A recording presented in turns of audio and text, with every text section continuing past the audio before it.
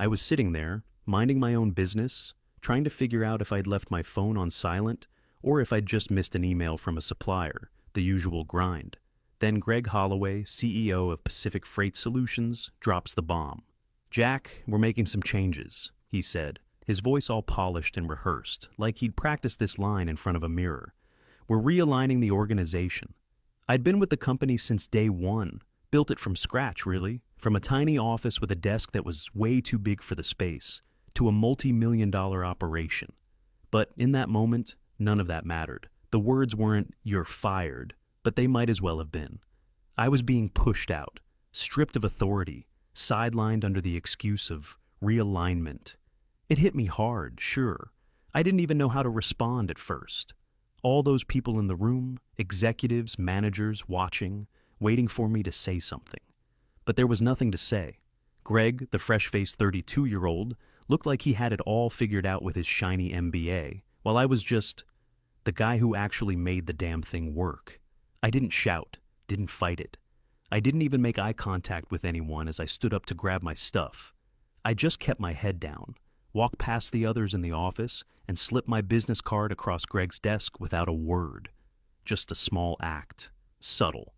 It was all I could manage. I'd been cut loose from any real authority. But I wasn't done, not by a long shot. Anger, humiliation, confusion. Yeah, they were there, all tangled together in my gut. But I was already thinking about my next move. My mind raced, plotting out how I could use this humiliation to my advantage. That was how I survived in this business, after all, by always staying one step ahead. I walked out of that office. This wasn't the end for me, not by a long shot. I didn't even get a full week to breathe before the cracks started showing. Greg didn't waste a second stepping into the role like he'd earned it. The very next Monday, he called a meeting without me. Vendor strategy. My territory. I stayed silent, sitting at my desk, while the execs filed into the glass-walled conference room. I could see them nodding along while Greg waved his hands around and clicked through his PowerPoint like he'd unlocked some secret to the universe. Problem was, he didn't know jack about how any of it actually worked. The office started to feel different, tighter, quieter. People kept their heads down more. Morale dipped, but nobody said it out loud. Greg strutted around like things were fine, but the rhythm was off, like a truck driving with one tire half flat. I could feel the weight of every missed beat. Then, out of nowhere, I got this email, addressed directly to me, from a guy named Nathan Torres at Helix Logistics. "Hi, Jack. I'm working on behalf of Helix to get clarity on some operational workflows that appear undocumented. Hoping you can provide insight into how freight scheduling and vendor redundancies were managed prior to the current transition." I read it twice. I waited 5 hours before I answered. Didn't want it to look desperate. I kept the tone dry, factual, laid out our cross-routing protocols, our tiered supplier system, and how we balanced regional carriers against national ones during peak disruptions. Nothing flashy, just what worked. Next morning, Nathan replied, "Thanks, Jack. Very helpful. Would appreciate staying in touch as we continue due diligence." No one in the office knew. Not Greg, not his new crew, not even the finance team. But I knew. Helix was already watching. They weren't impressed. Greg could run his little show, flash his new branding decks, play CEO. I'd built the engine. I still knew how to keep it running, with or without the title. The more Greg floundered, the more Helix started paying attention to what I was quietly doing behind the scenes. It wasn't like I was planning anything major or making a grand gesture. I wasn't out to steal anyone's thunder. I just knew how to fix things, and I was good at it. The emails from Nathan kept coming. Little things at first. Follow-up questions about vendor management, risk assessments on certain shipping routes, stuff that Greg had ignored or didn't even know about.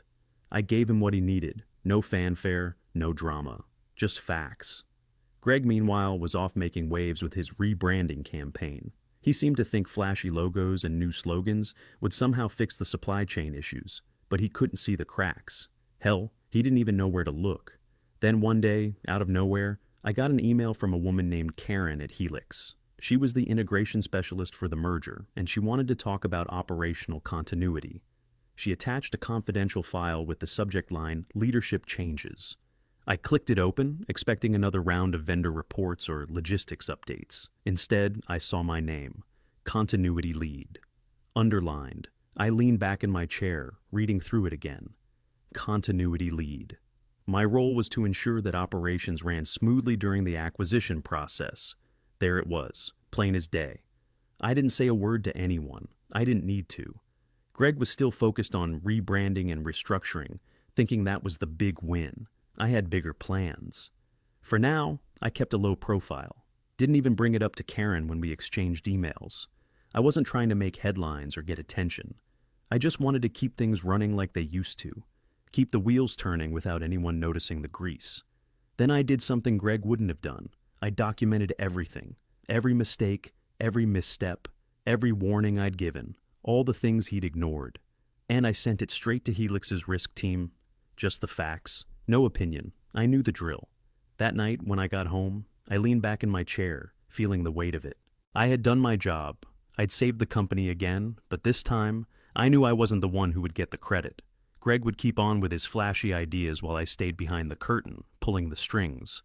And in the end, when Helix saw the mess he'd made, they'd know exactly who had been holding it all together.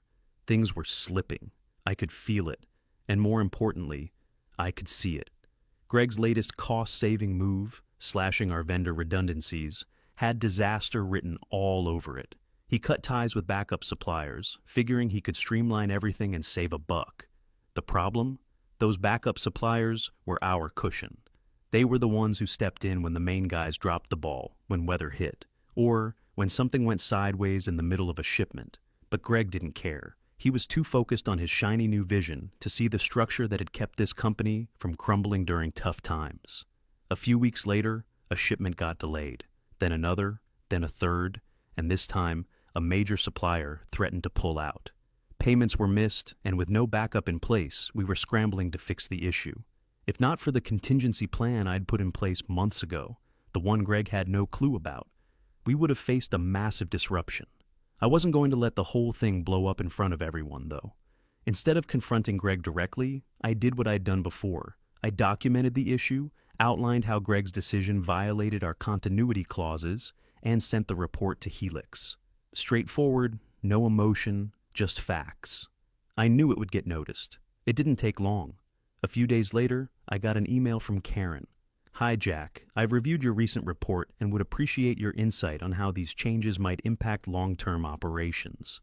I'd like to hear your thoughts on the risks going forward. I didn't hesitate. I wrote up a detailed assessment explaining the risks of Greg's changes. I didn't have to sugarcoat anything. The gaps were obvious. The company was teetering and Greg's strategy wasn't going to hold. I wasn't interested in making Greg look bad. I just wanted to make sure the right people had the information they needed. The more I interacted with Karen, the more I understood that Helix was already sizing me up. I was becoming the expert they needed to keep the company from falling apart. The guy in the background, fixing everything quietly, while Greg took the spotlight. Then Greg made his next big move, a complete overhaul of the leadership team. He brought in a consultant to assess the talent pool, but I could already see the problem. His proposed changes violated the very continuity framework I had built to protect the company. Once again, I documented everything, every risk, every oversight, and every clause that was about to be ignored. And once again, I sent it to Helix. I didn't expect Greg to notice, but of course, he did. That afternoon, he stormed into my office. "You're undermining me," he said, his voice tight with frustration. "You've been sending all this stuff to Helix behind my back." I stayed calm. "No, Greg, I'm making sure the company survives." His eyes flashed with anger, but I didn't budge. I had no intention of getting into a shouting match. The next day, I got the call. Helix had frozen all staffing changes. Every one of Greg's proposed changes was on hold. It wasn't just a minor shift. This was a game changer. Greg had no idea what had just happened. I knew this was the meeting where it would all come together. Pacific Freight Solutions and Helix had been circling each other for months, and today, the transition would finally happen. I walked into the conference room, the familiar smell of coffee and paper hanging in the air. The room was set up in that sterile corporate way, with the long table and leather chairs. Greg was already standing at the front, clicking through his flashy PowerPoint slides. His voice was high energy, too eager, as he pitched his vision for the company's future. He talked about growth, about innovation, about the bright new direction he was leading us toward. The slides were all graphs and colorful charts, each one more optimistic than the last. It looked good, but it was smoke and mirrors. I sat quietly at the back, arms crossed, waiting for him to finish. Greg's confidence was all bravado. He wasn't talking about the real problems, the ones I had been fixing in the shadows. He wasn't talking about the cracks in the foundation. And he wasn't mentioning that, behind the scenes, Helix had already started to take control. Greg finished his presentation, and the room was dead silent for a beat. I could feel the eyes of the room on him, waiting for someone to speak. Karen from Helix began reviewing the continuity plans, outlining the operational systems that would keep things running smoothly post-acquisition. She was going through the details, explaining how things needed to align. Before she could finish, though, the CEO of Helix, David Green, looked over at me. His gaze was steady, calculating. "Jack," he said, his voice cutting through the stillness, "can you clarify whether the staffing changes Greg proposed have been approved under the continuity framework?" I didn't hesitate. I didn't need to. I slid my business card across the table to David. It was a simple move. No fanfare, no words. Just the card, my name, my role as continuity lead, and Helix's logo. The room went silent, thick, heavy silence. Greg started to laugh, nervous, like he was trying to brush it off, like he didn't feel the shift in the air. "It's just a formality, right?" he said, his voice a little too high-pitched. "We're just finalizing the plan." David didn't laugh. He picked up the card, glanced at it, and looked down at the document in front of him. His eyes skimmed the lines, then locked onto the legal language. Slowly, he looked back at the room.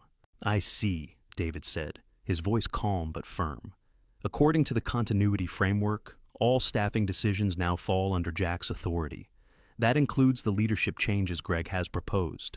The room seemed to shrink, the air thickening with the weight of his words. I felt the shift, but I kept my face neutral. Greg, on the other hand, looked like the floor had dropped out from under him. His bravado crumbled in an instant. He stared at David, then back at me, his mouth opening and closing like he couldn't find the right words.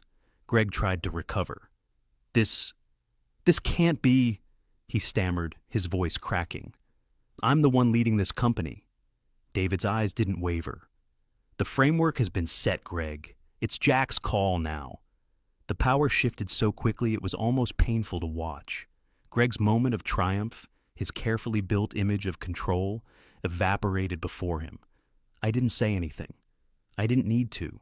The document in David's hand spoke for itself. Greg's reaction was almost laughable. The moment David made his announcement, the shock hit Greg like a punch to the gut. He stood there for a second, his face going from pale to red in a heartbeat.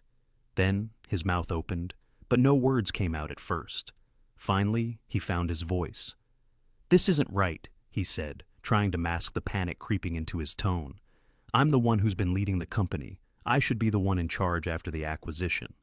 David didn't blink. "The decision's been made, Greg. You'll be reassigned." Greg's jaw clenched. His eyes flicked around the room, but no one was backing him up. The board, the Helix team. They all sat quietly, eyes down or focused on their notes. Their loyalties already shifted. His leadership was over. David cleared his throat, the words falling from his mouth like stones. "We've decided you'll oversee regional distribution. You'll be based in Kansas City. It's a vital role, but one that's far from the spotlight." I could feel the air in the room change. Greg was losing control, and he knew it. His face went from red to a sickly shade of gray, and for a moment, he looked like he might explode, but instead, he just nodded, a tight smile pulling at his lips, the kind that wasn't really a smile at all. He turned and left the room without another word, but I could see the wheels turning in his head. He wasn't done yet. Later that day, Greg cornered me in the hallway. His eyes were wild, like a man who'd just realized the ground had shifted beneath him, and now he was scrambling to hold on. "You planned this all along," he spat, his voice trembling with barely contained rage. "You've been playing me from the start." I didn't flinch. I wasn't surprised, But I didn't play the same game he did. I wasn't about to fire back with insults or accusations. "No, Greg," I said, my voice steady. I prepared for it. The finality in my tone seemed to cut through him. He opened his mouth to say something else, but stopped, probably realizing there was nothing left to say. He turned and walked away, shoulders slumped. It wasn't long before the reassignment was made official. Greg was sent to Kansas City to manage a warehouse operation. He'd gone from CEO to managing a warehouse, and he couldn't even deny it. The power was gone, and all that was left was the shell of the man who thought he had it all figured out. I didn't gloat. I didn't need to. It wasn't about winning a petty battle. It was about making sure the company didn't fall apart. I went back to my desk, ready to do the job I'd always done. I could feel the shift. I wasn't just the continuity lead anymore. I was the one holding everything together, quietly steering the ship. In the days that followed, I worked with the team to rebuild the company's internal operations. Trust needed to be restored, relationships needed mending, but I didn't need to make a big speech about it. The work spoke for itself. The system started running smoothly again, the delays stopped, and the employees began to relax. They weren't worried anymore. They were confident that, no matter what, things would get done. Things started to settle down after Greg's departure. It wasn't instant, but it didn't take long before the company felt different, quieter, more focused. The chaos that had been creeping in for months finally started to fade. The operational systems I'd put in place years ago, the ones Greg had ignored, were humming again, smooth and steady. We were back to the kind of efficiency that had made Pacific Freight a name people trusted. I didn't pay much attention to the whispers. People were talking, sure, but I wasn't interested in indulging their curiosity. The more they speculated about my role, the more I kept my head down and my focus clear. This wasn't about me. It was about the company getting back on track. I reached out to key vendors, the ones who had been unsettled by the acquisition. I reassured them, reestablished those relationships with quiet confidence. They didn't need more than that. They needed to know that things were running smoothly again and that they could count on us to keep delivering. A few weeks later, I got an email from Karen at Helix. Her words were brief, but they hit the mark. "Jack, your efforts haven't gone unnoticed. We're entering the next phase of integration, and your work has been instrumental. Thank you." I leaned back in my chair after reading it, a small satisfaction settling in. I wasn't looking for recognition, but it felt good to know that the right people saw what I'd done. They appreciated the work, and that was enough. Not long after, David Green called me into his office. I could feel the shift in the air when I walked in, the weight of the moment pressing on me. We talked for a few minutes, then he got to the point. "Jack, the progress we've seen over the last few months has been impressive. I want to offer you a permanent leadership role within the new company structure, a title that reflects what you've contributed and the direction we're heading." It wasn't a surprise, but hearing it confirmed still hit me differently. I nodded, keeping my expression steady. No grand speech, no drama. I was ready. This was the role I had prepared for, not through manipulation, but through the work itself. David handed me the offer letter, and I accepted it without hesitation. It wasn't about the title, it was about what came next. I had a company to rebuild. We had a future to focus on. I walked out of his office and straight back to my desk, the weight of the job settling over me. But this time, it felt right.